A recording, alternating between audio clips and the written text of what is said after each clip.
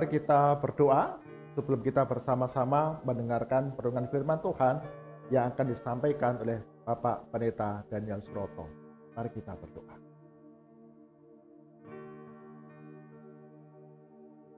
Bapa kami dalam surga, sungguh kami mengucap syukur.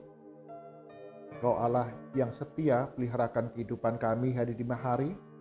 Bahkan ketika kami tidur dan pagi hari ini, Engkau bangunkan kami dengan rahmat yang baru, kekuatan yang baru, untuk kami dapat menjalani kehidupan sepanjang hari ini dengan penyertaan Tuhan. Berkati kami semua, Bapak Ibu, saudara-saudara Support Messenger, di dalam belajar kebenaran firman Tuhan, mendengar suara kehendak Tuhan dalam Bread of Life, Roh Kudus yang berikan pencerahan pengertian kepada kami semua, untuk kami dapat menyimpan firman Tuhan dalam hati dan melakukannya dalam kehidupan kami hari demi hari. Berkati hamba-Mu, Bapak Pendeta Daniel Suroto, yang akan mengajarkan firman Tuhan kepada kami semua. Urapi hamba-Mu ini menjadi berkat bagi kami semua. Di dalam nama Tuhan Yesus kami berdoa. Amin. Salam, selamat pagi dan jemaat yang terkasih di dalam Tuhan. Kita bersyukur pagi ini kita diberi kekuatan, kesehatan, kita dalam pemeliharaan perlindungan Tuhan. Di tengah-tengah pandemi ini kita boleh melihat bagaimana campur tangan Tuhan sehingga kita bisa tetap di dalam kehidupan yang dirahmati, diberkati oleh Tuhan. Terpujilah Tuhan.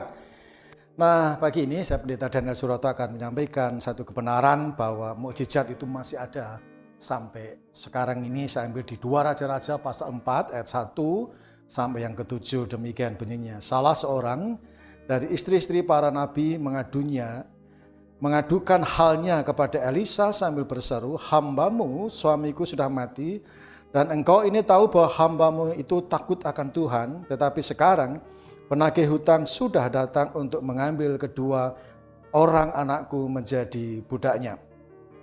Jawab Elisa kepadanya, "Apakah yang dapat kuperbuat bagimu? Beritahukanlah kepadaku apa yang kau punya di rumah." Berkatalah perempuan itu, "Hambamu ini tidak punya sesuatu apapun di rumah kecuali sebuah buli-buli berisi minyak." Lalu berkatalah Elisa, "Pergilah, mintalah bejana-bejana dari luar dan pada segala tetanggamu bejana-bejana kosong, tetapi jangan terlalu sedikit.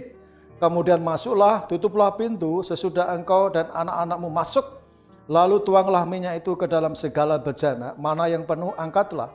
Pergilah perempuan itu daripadanya, ditutupnyalah pintu, sudah ia dan anak-anaknya masuk, dan anak-anaknya mendekatkan bejana-bejana kepadanya, sedang ia terus menuang. Ketika bejana-bejana itu sudah penuh, berkatalah perempuan itu kepada anaknya, "Dekatkanlah kepadaku sebuah bejana lagi." Tetapi jawabnya kepada ibunya, "Tidak ada lagi bejana." Lalu berhentilah minyak itu mengalir. Kemudian pergilah perempuan itu memberitahukannya kepada abdi Allah, dan orang ini berkata, "Pergilah, jualah minyak itu, bayarlah hutangmu, dan hiduplah dari lebihnya engkau serta anak-anakmu."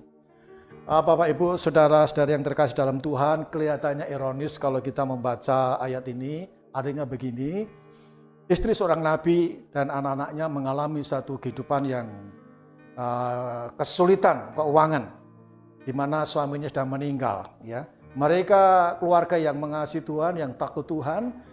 Istri tadi berkata kepada Nabi Elisa bahwa suamiku ini takut Tuhan, mengasihi Tuhan. Tapi ketika suaminya dipanggil, keluarga ini mengalami satu hal yang tidak baik. Memang kelihatannya aneh, kenapa keluarga yang melayani Tuhan, yang mengasihi Tuhan harus mengalami seperti itu. Tapi kita percaya Allah yang kita sembah, Allah yang tidak pernah melupakan kita, Allah yang tidak pernah berdiam diri. Dia tahu kondisi kita, dan pada saatnya juga Dia akan campur tangan. Pada saatnya, waktunya yang tepat, Tuhan juga akan ikut ambil bagian di dalam setiap kehidupan kita masing-masing. Nah, kita melihat bahwa beban yang berat yang ditimpa oleh janda Nabi tadi, bahwa dia tidak bisa membayar hutang. Kemudian lebih mengerikan lagi, anaknya 2 diambil, jadikan budak untuk menebus hutang-hutang yang nggak bisa dibayar. Nah, keadaan yang seperti itulah kemudian dia datang menemui Elisa. Di sini kita bisa memahami satu pelajaran, bahwa Tuhan akan bertindak dengan tepat waktu untuk menyatakan kuasanya. Mungkin bagi kita berkata terlambat, bagi orang terlambat, ya. Tetapi bagi Tuhan tidak terlambat, karena Tuhan bekerja pada waktunya, tepat pada waktunya untuk menolong kita. Sehingga Tuhan gerakkan janda ini tadi untuk menemui Elisa. Dan Tuhan juga gerakkan Elisa untuk menemui janda tadi. Ada pertemuan di sana. Dua sosok pribadi hamba Tuhan, yaitu Nabi Elisa dan janda daripada Nabi ini. Nah, Bapak Ibu yang terkasih, pertemuan itulah yang memberikan solusi yang tepat. Tuhan untuk menyatakan mujizatnya bekerja pada waktu yang tepat, pada tempat yang tepat, pada orang yang tepat untuk menyatakan kuasanya, mujizatnya di dalam setiap kehidupan kita masing-masing. Ada seorang wartawan anak Tuhan, ketika dia melihat kakaknya menderita kanker dan harus dioperasi, dan dia tahu bahwa kakaknya tidak sanggup untuk membiayai proses operasi itu. Lalu dia berkata pada kakaknya, tenang kak, yang penting konsentrasi, tetap percaya pada Tuhan, berharap pada Tuhan, saya yang akan membayar semua operasi di rumah sakit nanti. Nah, kemudian setelah konsultasi oleh pihak rumah sakit, si wartawan ini kaget sekali karena begitu besar biayanya dan dia sendiri tidak sanggup untuk menyediakan uang membayar kepada kakaknya. Padahal dia sudah ngomong sama kakaknya, saya yang menjaminnya. Nah, di tengah-tengah keadaan ketidakmampuan seperti itu, si wartawan tadi, lalu dia bertukuk lutut di hadapan Tuhan. Dia percaya bahwa Tuhan pasti tidak akan berdiam diri. Dia berlutut, bersujud, kemudian menaikkan doa kepada Tuhan. Dia tahu bahwa hanya harapannya kepada Allah. Dia mengerti masih ada satu jawaban, masih ada orang yang bisa minta tolong. Masih ada sosok pribadi, maksud saya, yang bisa menolong dia, itu Allah. Sebab itu tanpa keraguan dia datang kepada Allah, dia curahkan isi hatinya, ketidakmampuan, ketidaksanggupannya. Nah, selesai dia berdoa, tak tahu HP-nya berbunyi. Lalu dia angkat dan ternyata adalah temannya. Temannya berkata begini, teman, tolonglah saya. Saya ini sedang mengadakan satu seminar, tapi narasumbernya itu mendadak tidak bisa. Bisa tidak menolong saya untuk menjadi narasumbernya? Akhirnya si wartawan tadi menyanggupi, oke lah, saya akan sanggup menjadi narasumbernya. Lalu dia datang ke hotel itu, dia menjadi narasumber dan dia sampaikan dengan luar biasa makalah yang dia terima, sekalipun itu mendadak, tapi dia sudah menguasai makalah itu. Nah, sudah selesai, lalu pamitan kepada temannya yang mengundang, dia ingin segera ke rumah sakit bagaimana melihat perkembangan kakaknya.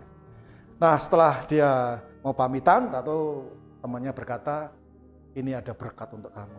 Ada amplop yang tipis, ya, yang diberikan kepada dia. Dia berkata, enggak usah lah, kita kan sudah sahabat, kita teman.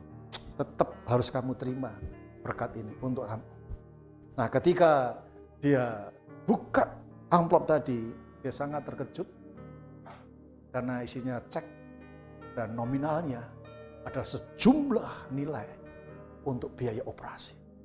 Ketika dia melihat itu, nominal itu persis apa yang dia butuhkan untuk membiayai kakak operasinya. Tanpa dia sadari, air mata itu mulai mengalir. Air mata itu mulai mengalir membasahi. Suatu kesedihan bahagia. Tuhan tepat menolong. Pada waktu yang tepat, ditemukan dengan orang yang tepat. Sebab itu Bapak Ibu Saudara, jangan ragu dengan Tuhan, jangan bimbang. Tuhan tidak pernah berdiam diri.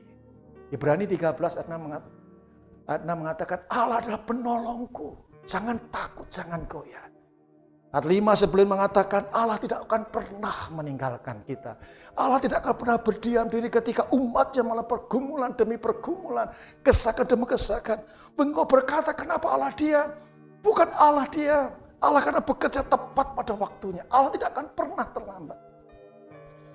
Bukti ini si wartawan tadi. Itu kesaksian dari Pak Andi Noya, seorang wartawan anak Tuhan. Dia bersaksi bagaimana Tuhan menolong dalam hidupnya. Di saat-saat dia tidak mampu, tertekan, tidak mampu, berdaya. Tapi Tuhan tolong pada waktunya. Nah, Bapak Ibu yang saudara yang terkasih di dalam Tuhan, kita melihat ketika janda ini dipertemukan dengan Elisa, dan Elisa bertemu dengan janda tadi. Itu saat yang tepat, waktu yang tepat, ketemu dengan orang yang tepat. Karena Tuhan persiapkan Nabi Elisa untuk menolong masalah yang dihadapi janda tadi. Kemudian Nabi Elisa memberikan, apa yang ada padamu? Aku tidak punya apa-apa. Ini menunjukkan bahwa hidupnya sungguh susah, sulit. Tidak punya apa-apa. Yang ada cuma hanya minyak di botol atau buli-buli yang sedikit itu. yang tidak bisa melanjutkan lagi hidupnya. Dia harus hutang lagi ya kalau dipercaya, kalau tidak. Nah kemudian Nabi Elisa berkata, oke lah, begini aja sekarang kamu pinjam bejana kosong ya kepada tetanggamu sebanyak-banyaknya, jangan sedikit. Lalu setelah kau dapat bejana itu, kamu masuk kamar, tutup pintu, lalu kemudian tuangkan minyak yang ada dalam bulimu sedikit ke bejana-bejana yang kosong tadi. Nah Bapak Ibu yang terkasih, Tuhan akan tolong kita pada tepat waktunya. Yang kedua, Tuhan menolong dengan cara-caranya sendiri, bukan dengan cara-cara kita. Kadang-kadang kita ini mereka-rekayasa, berpikir, oh nanti yang menolong saya siapa ya? Mungkin apakah dia yang menolong saya? Oh apakah saya harus ke sana? Nanti siapa tahu dia akan menolong saya. Oh apa saya akan kasih dia? Oh siapa tahu nanti dia akan menolong. Tidak seperti itu. Serahkan semua acara, tidak usah kita mereka-rekayasa, berpikir siapa yang menolong. Tapi percaya Tuhan yang menolong. Tuhan menolong dengan caranya sendiri. Memang kalau kita lihat di kitab ini, cara Tuhan menolong aneh, unik. Masa mereka itu butuh duit, mereka itu butuh uang untuk menyelesaikan hutangnya, malah solusinya apa? Suruh bejana-bejana yang kosong. Kemudian apalagi disuruh menuangkan minyak sedikit tadi, memang aneh.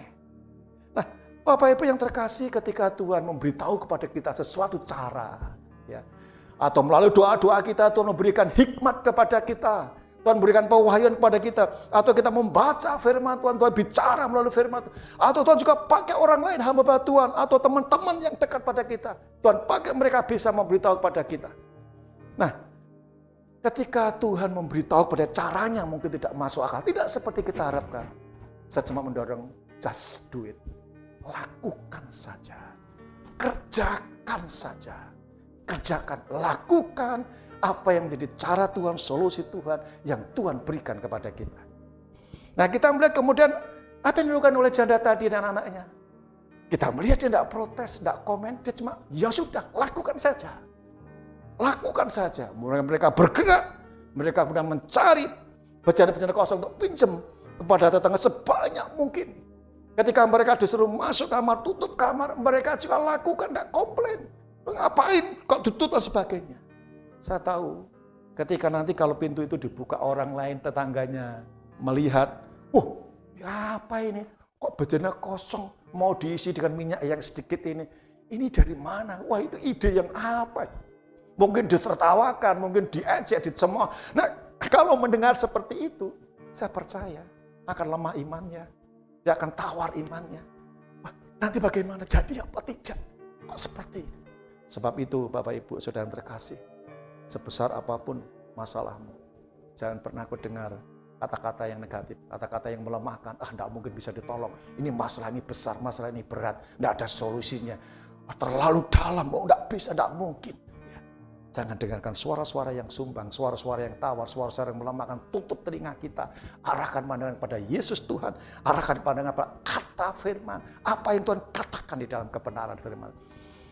Kemudian janda tadi dan anaknya mendengarkan kata-kata hambanya. Tutup, dia tutup betul, mulai dia menuangkan. Dan kemudian kita bisa melihat mukjizat terjadi. Yang Tuhan kehendaki dalam hidup kita adalah apa? Percaya. Tuhan mau supaya kita hanya percaya, taat, setia. Ketika Tuhan bicara kepada kita, memberi cara kita, menolong kita, Tuhan hanya menghendaki percaya. Tuhan yang mau minta dari kita percaya, lakukan dengan setia. Nah ketika kita kerjakan, lakukan dengan setia, maka kita akan melihat kuasa Tuhan bekerja di dalam hidup kita masing-masing. Bapak Ibu, saya pernah melayani kepada satu jemaat, satu keluarga, orang tua, suami istri. Saya dengar karena keadaannya sakit, saya datang ke rumahnya, kemudian dia cerita, Pak Pendeta, saya beberapa hari ini kesulitan untuk soal makan. Saya sebagai seorang hamba Tuhan dan gagahnya dengan hebatnya berkata, jangan takut Pak. Ya Tuhan akan berkati, Tuhan akan sediakan, Tuhan akan pelihara, yakin dan percaya. Iya, hamba Tuhan pasti akan juga berkata seperti itu untuk mendorong, menguatkan hatinya supaya dia tidak lemah. Nah di tengah-tengah saya berdoa, saya mau pulang, Tuhan bicara begini. Uang yang ada dompetmu itu semua kasihkan sama dia. Saya kaget, Tuhan ini cuma uang yang punya saya ada di dompet ini. Tapi Tuhan ngomong berikan. Dia tidak cukup hanya didoakan. Lakukan sesuatu, kasihkan. Akhirnya saya menyerah dengan Tuhan. Oke lah Tuhan, saya mau buka, semua kasihkan. Dan saya melihat kebahagiaan yang luar biasa. Kadang-kadang saya pikir aku kok kebangetan gitu. Udah diceritani, udah susah makan gini. Kenapa aku tidak berbuat sesuatu, cuma mendoakan. Tuhan ajari saya. Tuhan gelitik hati saya. Sekalipun saya harus habiskan uang itu. Saya cuma berkata begini, Tuhan, ya emang saya masih bujang waktu itu. Ya. Masih seminggu lagi saya gajian dari gereja. Nanti bagaimana Tuhan? Akhirnya saya nggak mikir lagi, sudahlah pasti Tuhan akan pelihara. Dan betul tidak lama kemudian, malam hari itu setelah persekutuan, ada jemaat kemudian memberkati saya. Dan apa yang saya berikan lebih besar daripada apa yang saya terima. Artinya sedang jemaat yang terkasih, Tuhan minta kita percaya. Lakukan saja apa yang Tuhan mau, Tuhan kehendaki dalam hidup kita. Kalau kita mendengar firman Tuhan itu bicara kuat untuk kita lakukan. Sekalipun tidak bisa masuk akal dalam hidup kita. Mungkin tidak sesuai dengan konsep, pikiran, gagasan kita. Tapi biarlah kita tunduk kepada apa yang mau Tuhan lakukan. Kerjakan itu, percaya itu. Yakin, pasti mukjizat terjadi dalam kehidupan kita masing-masing. Kalau kita baca Alkitab kita kebenaran, firman ini, mukjizat terjadi ketika seseorang merespon percaya apa yang dikatakan Tuhan. Tidak ada keraguan, tidak ada kebimbangan. Itu sebabnya seorang perwira ketika dia datang kepada Tuhan bahwa hambanya sakit, dia mengasihi hambanya. Dia bertanggung jawab atas hambanya, dia ingin supaya hambanya sehat, dia datang memberikan utusan kepada Yesus supaya Yesus datang kepada hambanya untuk mendoakan. Dan yang luar biasa, perwira tadi mengatakan, cukup saja Yesus katakan, aku percaya, aku tidak layak menerima engkau di rumahku. Aku ini orang berdosa, mungkin banyak alasan lah, mungkin dia merendahkan hati. Pada intinya dia berkata, biarlah Tuhan engkau berkata saja, ucapkan satu kata atau bagaimana, hambaku sembuh, aku percaya. Tuhan mendaki seperti perwira ini, Bapak Ibu Saudara. Percaya apa yang dijanjikan Tuhan, apa yang dikatakan Tuhan, sebesar apapun, mukjizat bisa mengatasi. Kuasa Tuhan bisa dinyatakan untuk menghadapi segala persoalan, kesulitan kita masing-masing. Bukan Rasul Paulus berkata, segala perkara dapat kutanggung di dalam Dia, karena Dia yang memberikan kekuatan kepadaku. Tidak ada jalan yang buntu bagi Tuhan. Bagi orang percaya sama Yesus, orang percaya kebenaran, tidak ada jalan yang sulit, jalan akan terbuka senantiasa. Langit akan terbuka bagi orang-orang yang percaya Yesus, yang berseru kepada Tuhan, untuk melihat kemuliaan kuasa Tuhan dinyatakan di dalam hidup kita masing-masing. Janda tadi kemudian melihat kuasa mukjizat Tuhan. Kenapa? Dia percaya, dia lakukan, dia tidak banyak komentar, dia kerjakan, mukjizat terjadi. Minyak tadi tidak habis-habisnya. Sampai bejana kosong habis, minyak itu berhenti, kemudian dijual. Selesai masalahnya. Bahkan hamba Tuhan berkata, itu akan sisa saldo, dan biarlah engkau hidup dari sisa itu untuk melanjutkan kehidupanmu. Luar biasa. Ketika kita bisa percaya, mukjizat terjadi. Dan Tuhan mengajari 5 roti dan 2 ikan. Bagaimana bisa mengatasi 5.000 orang. Yesus memberikan teladan percaya, berdoa dan bersyukur, mukjizat terjadi. Tidak ada perkara yang sulit bagi Tuhan. Sedang jemaat yang terkasih dalam Tuhan, apakah pagi ini engkau juga menghadapi pergumulan yang berat dalam hidupmu? Kesulitan yang berat dalam hidupmu, percayalah. Ketika engkau berseru, berdoa kepada Tuhan dan Tuhan berikan solusinya, lakukan saja, percaya saja. Nantikan mukjizat datang kepadamu. Nantikan pertolongan kuasa Tuhan terjadi dalam hidupmu. Tuhan mengasihi orang-orang yang berharap pada Dia. Tuhan tidak akan pernah mengecewakan orang-orang yang berharap percaya kepada Dia. Yang berseru-seru kepada Dia. Tuhan akan menyatakan kuasanya. Percayalah, semua pencobaan-pencobaan yang ada tidak akan melebihi kekuatan kita. Dan tidak cuma berhenti di situ. 1 Korintus 10 ayat 13. Tuhan berkata, aku akan menolong. Aku akan menyatakan kuasa dalam kehidupan kita masing-masing. Tidak ada yang mustahil. Mukjizat masih berlaku sampai sekarang. Mukjizat masih kita bisa rasakan, nikmati hari demi hari. Sebab firman Tuhan juga berkata, siapa yang mengaku dari hati dan keluar dari mulutnya bahwa Yesus adalah Allah, Yesus Tuhan, orang itu diselamatkan dan akan melihat kuasa Tuhan bekerja di dalam hidupnya.